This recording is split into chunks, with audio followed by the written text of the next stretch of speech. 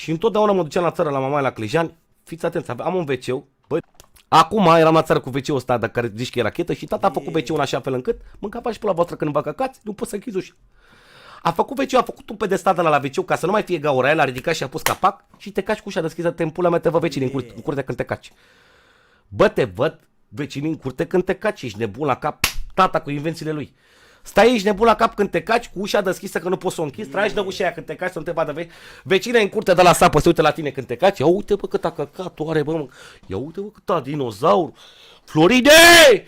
Ia vino să vezi că o cârlou mâncat să-și pula ta asta, mânca numai coceni. Ia uite găoază ce a mâncat, a mâncat porumb bă, cu ton. Cred că cu salata a mâncat.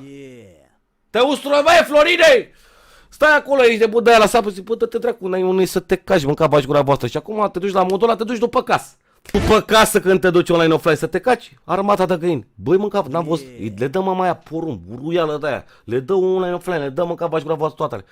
Dar n-am văzut găinile alea mânca bași gura. Bă, când, în momentul când faci treaba mare, de zici că ești dubstepper la față. Irinel, mersi mă rog.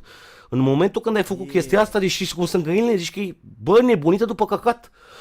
Se strâng găinile, mânca vaci gura voastră, haide găinile, cot, și zgrămă în căcatul ăla, băi, tu ești acolo, mâncați și te iei căcatul la o parte, dai cu bățul ăla, stai mă, nu mânca căcat și vine găina, ciugură din căcatul ăla, ești nebună, băi, te împrăște cu căcat peste tot, ești prost la cap, băi, le dau cu pietre după ele, le dau, băi, de n-am văzut în viața mea, mă, ești nebun la cap, așa ceva cu aia, era la un moment dat, te împula mea, zic, bă, cu aia, vorbeam cu găina, fă pe ești proastă, mănânci căcat, și era